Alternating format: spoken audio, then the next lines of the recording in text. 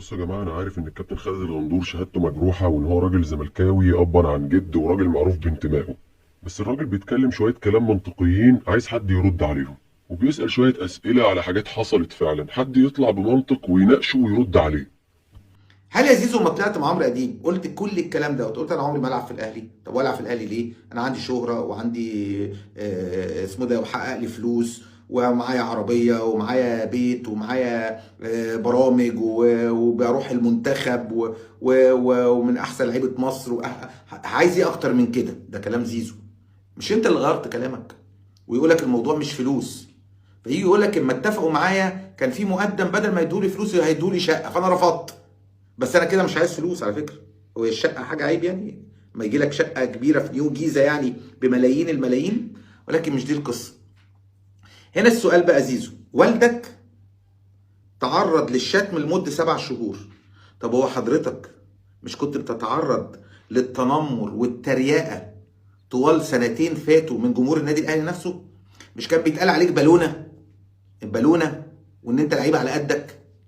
مش يا زيزو كان الناس بتقول عليك في النادي الاهلي ان انت لعيب مش دولي؟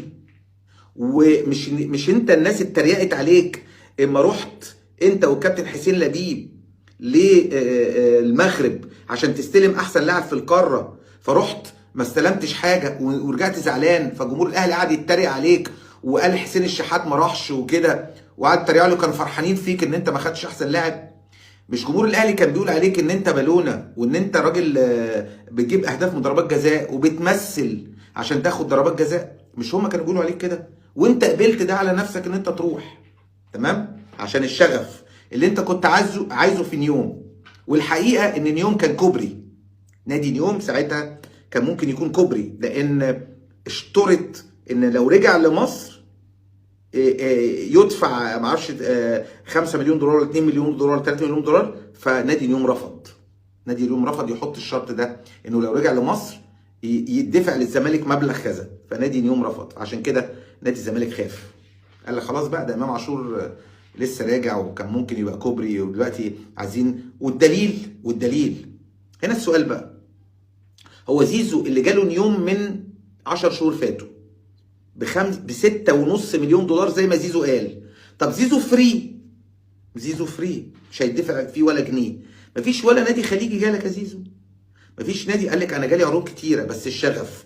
بس من سنه اللي هو كان احسن لاعب كوره في مصر جاله نيوم في الدرجه الثانيه، بس هو كان عايز يتباع عشان الشغف. انت عايز شغف ولا عايز فلوس ولا عايز تقول ايه للناس؟